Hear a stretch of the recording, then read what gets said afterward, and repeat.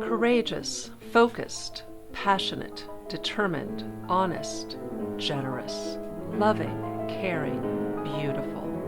This is how Doris's 4 children describe her. Doris Prudenoff was born November 28, 1936 in Los Angeles, California. Doris was the second of 4 children born to George Prudenoff and Frances Lieberman. George Prudenoff was born in Liège, Belgium in 1907. The son of Russian-Armenian parents, George immigrated to the United States in 1929 and had a huge passion for classical music. He himself played the violin, but started too late in life to develop his own musical abilities. He was determined to have his kids begin to develop their musical talents. Frances, born in Los Angeles, California in 1914, was of Eastern European heritage and came from a very musical family, but didn't have the resources to develop a musical life of her own. Instead, she persevered in her thirst for knowledge, walking 12 round-trip miles a day just to finish high school. Frances was disciplined and by far the happiest when she was in school. The combination of George's passion for music and Frances's patience and perseverance set the stage for the development of the kids' musical talents early on. The first of 4 children, Ronald, was especially challenging. His natural-born talent for music, combined with perfect pitch, was overshadowed by hyperactivity and partial blindness. Doris, born 2 years after Ronald, began her piano lessons at the age of 5. It was the era of the Great Depression, and the family was struggling to make ends meet. They moved into a 1-bedroom, 3-room duplex, and Ronnie and Doris played on an old upright piano. In contrast with the difficulties of young Ronald, 5-year-old Doris slid easily into the role of the good girl, both cooperating and making rapid progress. When Doris was about 6 and a half, Frances decided to have the kids begin taking piano lessons with her own teacher, Marie Mikova, whose teaching had been greatly influenced by Robert Casadesus. Mikova was unable to contend with Ronnie because he was impossible to control. Cute little Doris, however, made it all worthwhile. With her black hair and dark eyelashes, she became everybody's little special girl. Unpretentious and innocent, she was clearly an amazing talent from the very start. Even before doing her homework, young Doris was expected to practice for an hour or 2 after school every day, and by the age of 8, up to 3 hours a day when preparing for a recital. Doris played her first public recital at the age of 8. Included in the program was Mozart's Concerto in A major K488, with her teacher as accompanist.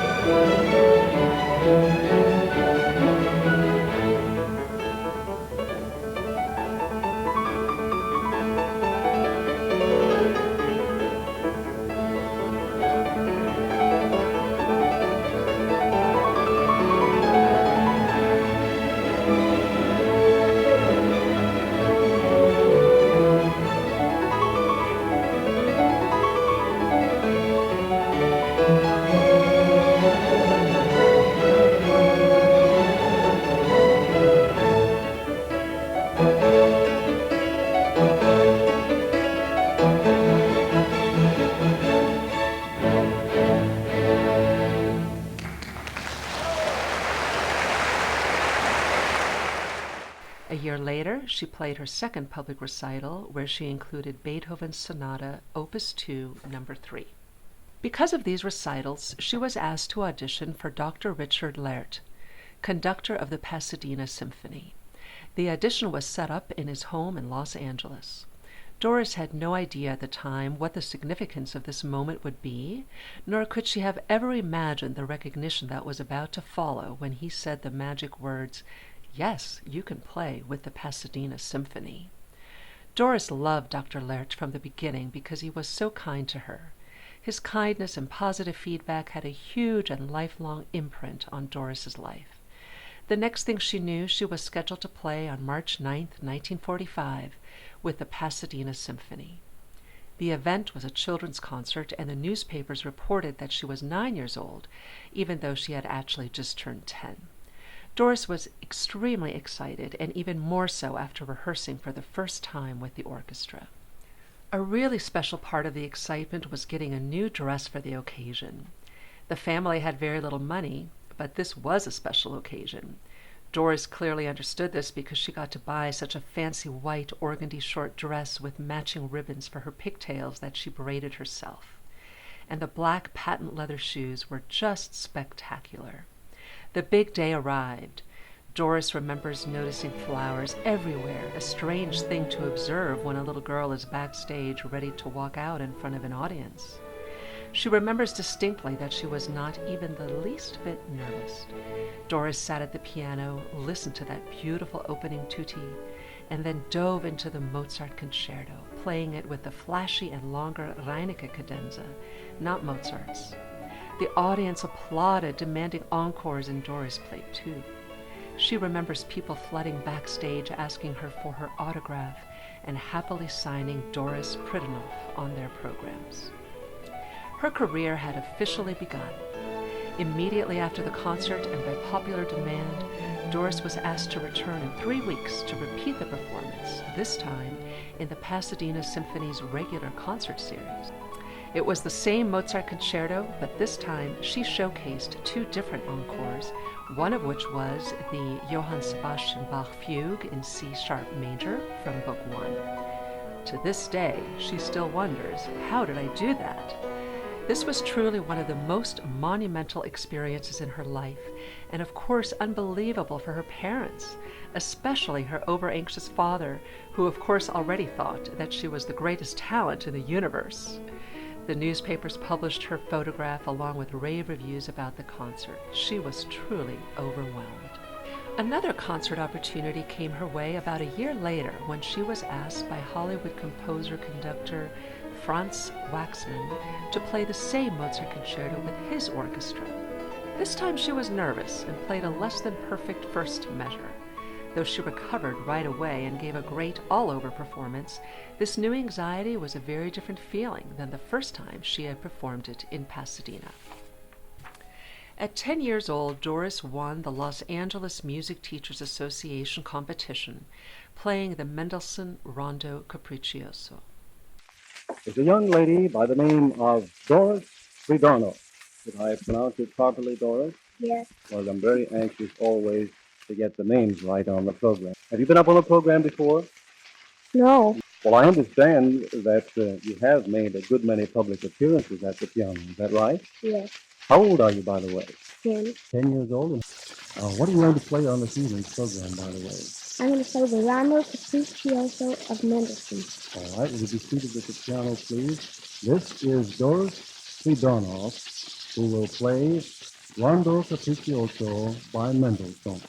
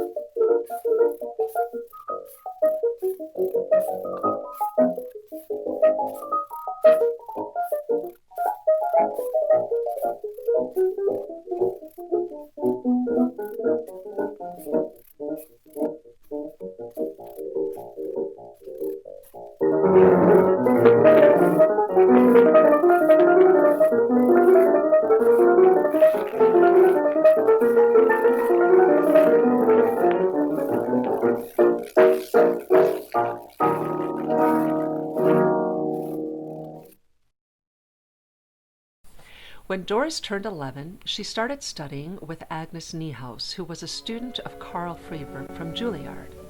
She helped her prepare for a big recital, which included Beethoven's Sonata Opus 28.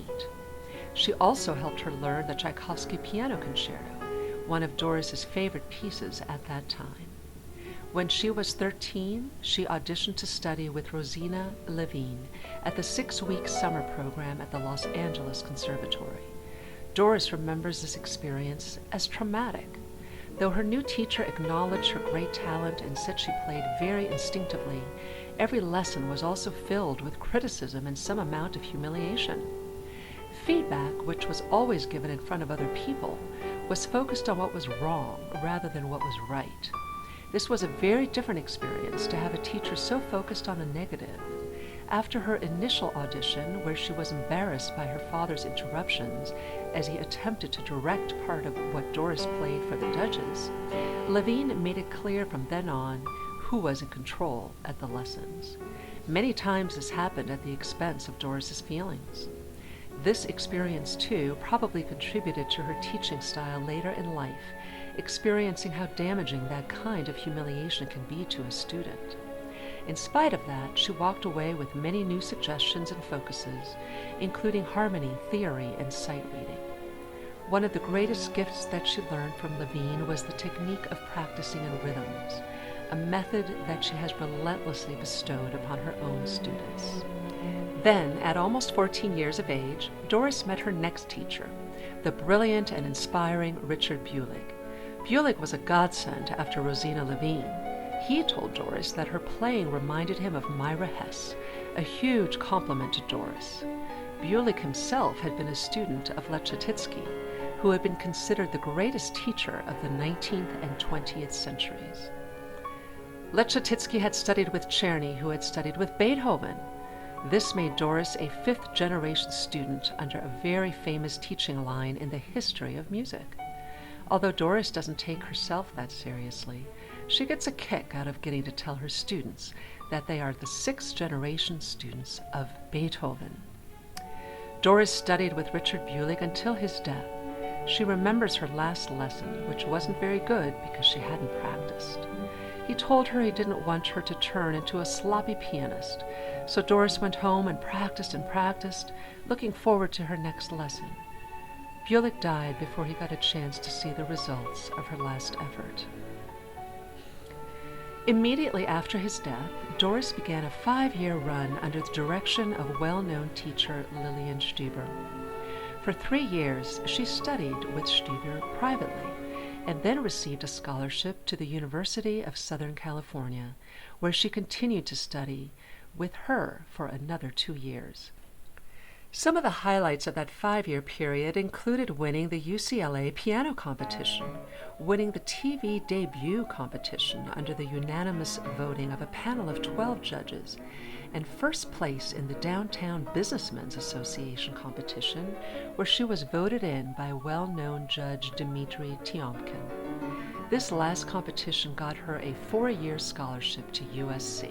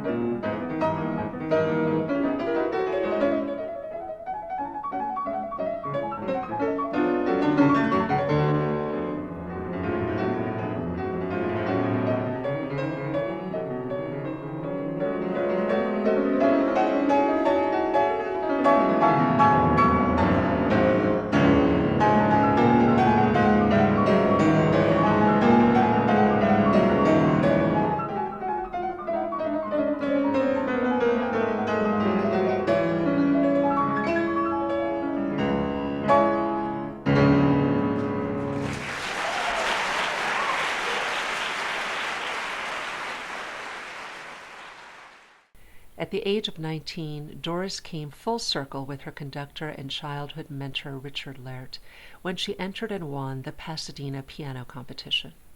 Under his direction, she was back on the stage from her childhood, this time performing Beethoven's Third Piano Concerto and 2 Chopin etudes for encores.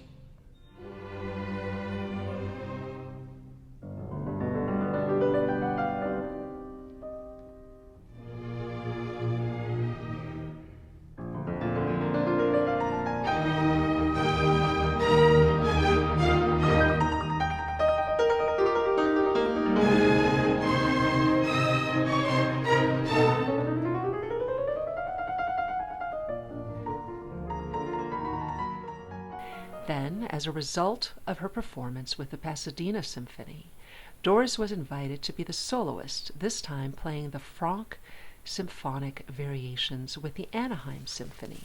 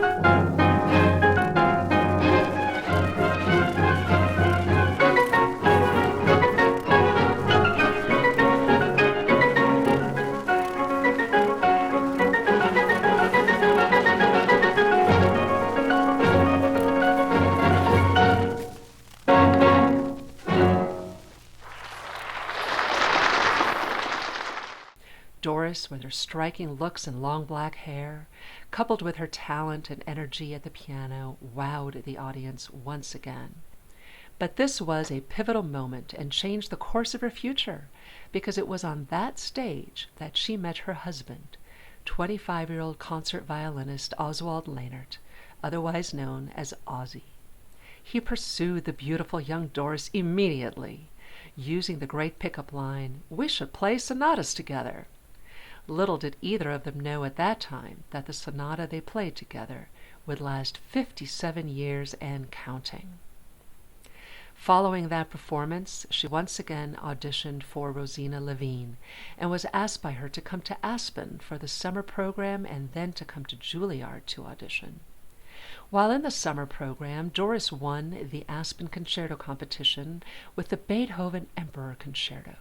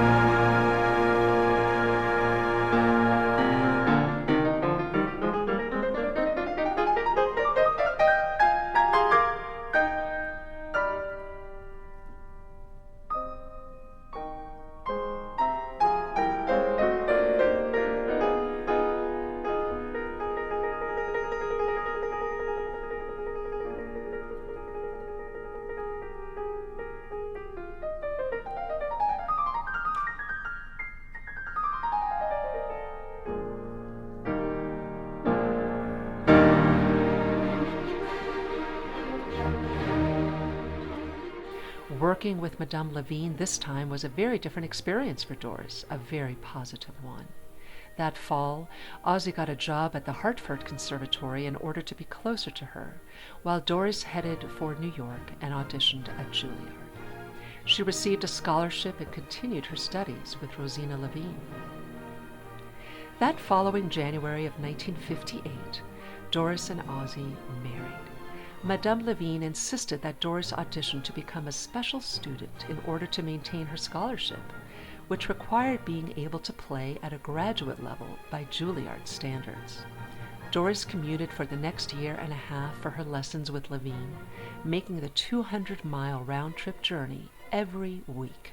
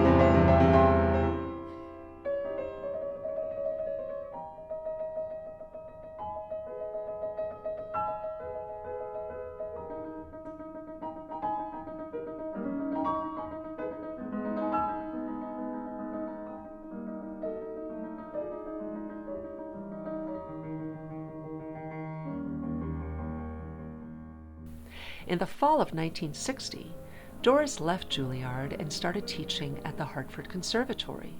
She also made a decision to do her own recital for the first time without a teacher. She dedicated herself to practicing in preparation for this first independent recital and discovered that she was pregnant with her first child. She was almost 6 months along during the actual performance. The recital was very well received, and Doris soon became a highly esteemed concert pianist and teacher in Connecticut.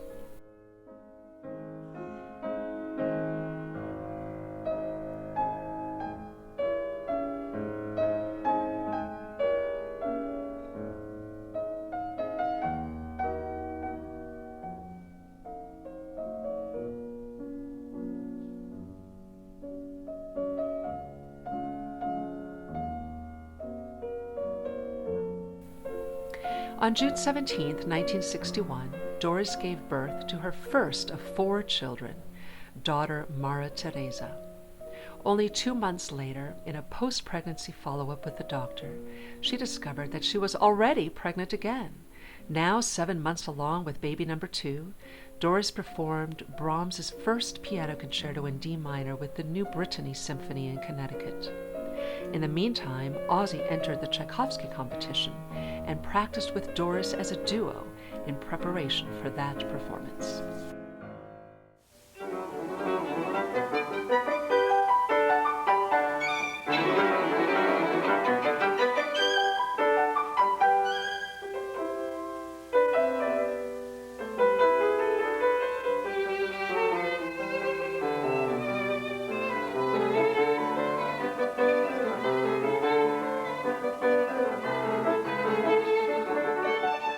In April 1962, Ozzie left for the competition.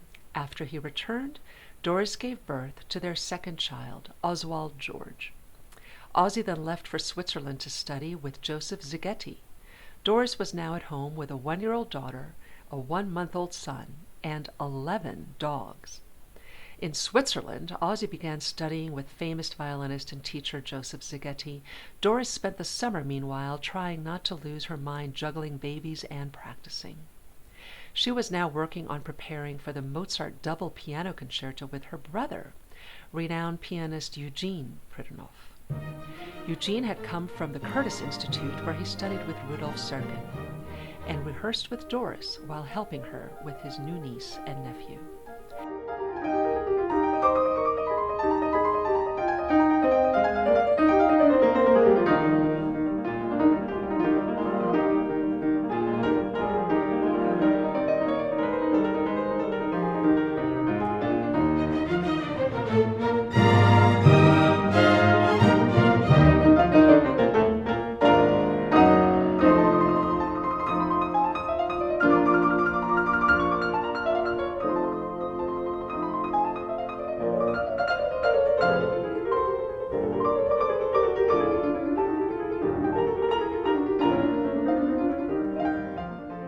About a year passed before Doris began preparing for the Beethoven Third Piano Concerto.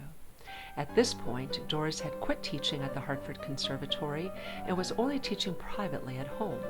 She was pregnant now with child number 3, and again Doris was about 6 months pregnant at the time of the actual performance. March 22nd, 1964, their third child, Wotan Marco, was born. Now, with 3 babies at home, Doris took a job teaching at the University of Connecticut, and 6 months after Wotan's birth, she was pregnant again with their 4th and final baby, Franz Mario, who was born on May 15, 1965. That same summer, immediately after Franz's birth, she began practicing for the Brahms D minor concerto and performed it at the end of the summer.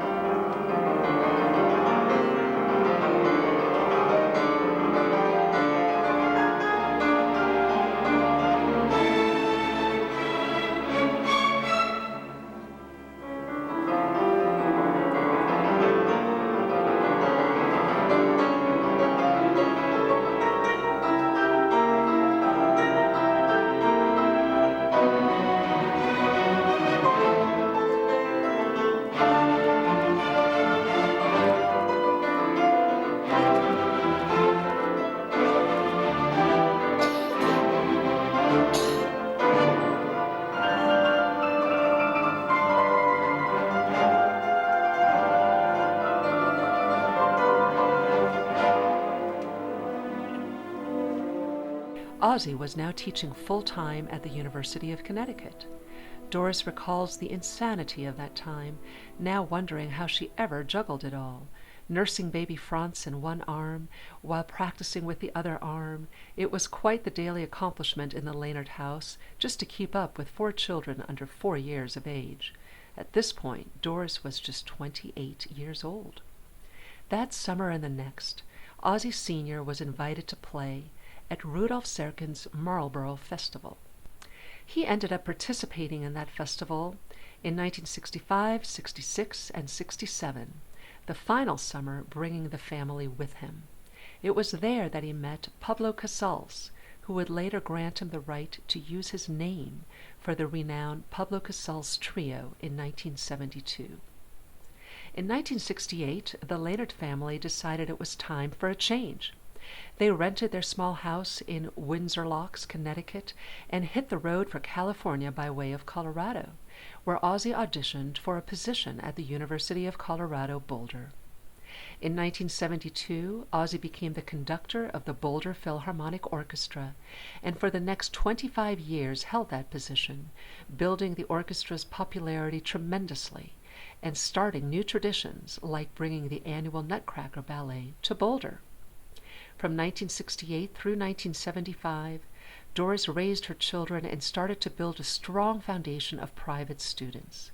In no time, Doris's students began winning state competitions, and she was fast gaining a reputation as an outstanding and highly recognized teacher. With the kids now all in junior high and high school, Doris was ready to once again pursue an actual career, and when 2 positions opened in the piano department at CU, she applied. It was still an era of predominantly men in the arena of full-time positions at the university. As a matter of fact, there had never been a woman on the full-time piano faculty. This job application process led to the next major pivotal moment in Doris's life, when she discovered that she had been bypassed for both jobs through an unfair decision-making process. Doris Lehnert made a monumental decision to hire a local attorney and filed suit against the University of Colorado.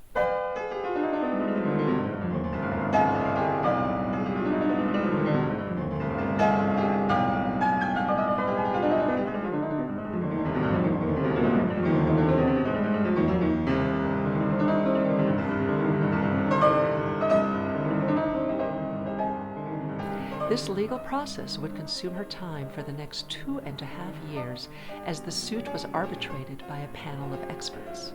It was a long, difficult time for the whole family. Doris became the first woman to ever win a female discrimination suit against the University of Colorado. The university was forced to create a position specifically for her. So, in 1979, Doris began her 36-year teaching career at CU. The next 10 years proved to be very challenging, first to achieve tenure and then ultimately being awarded full professorship.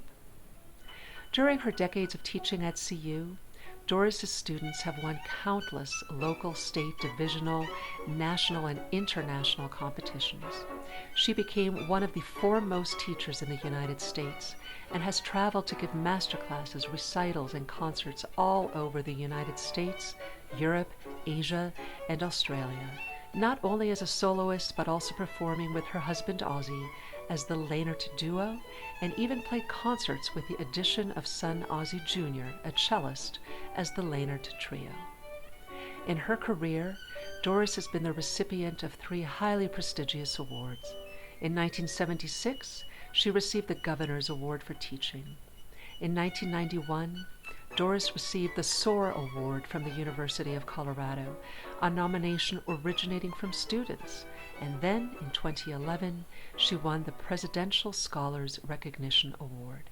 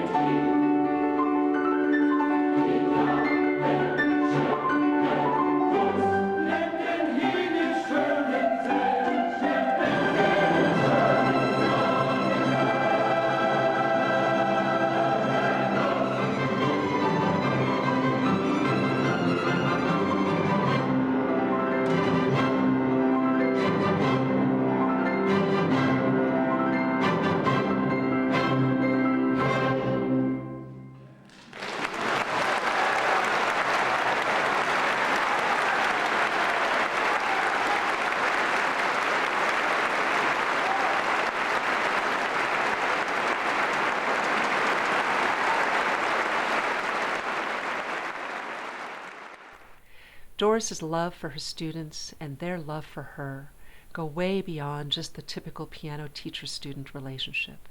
She has helped many of them through family and personal struggles. She has helped develop every student musically, no matter what their level of advancement. Looking back over her life and all the things that have contributed to her teaching, Doris has this to say. As a young girl with a tremendously over-anxious parent, teaching was never part of the original musical script. But in my lifetime, I have discovered a brand new and much greater script, one which has ended up being the most rewarding part of my musical career. I have gained a lot of insight into what many of my students go through, the stress and expectations that come with trying to be the best. I also have the life experience that comes with concertizing all over the U.S. and abroad. As a teacher, I have been able to use all these different experiences to give my students the connection to the spiritual outlet that music really is. I have been able to help them find that happy medium between the stresses of performance and competition and being okay with winning or losing, so long as they develop their own potential. If I help them to become the best pianist and person that they can be, win or lose, then that is a victory. I am forever grateful for my time with each and every one of them, and they have no idea how much they have given back to me. When I or my children have gone through tough times, it has been my students and my love for teaching that has helped carry me through. I am so very grateful for them all.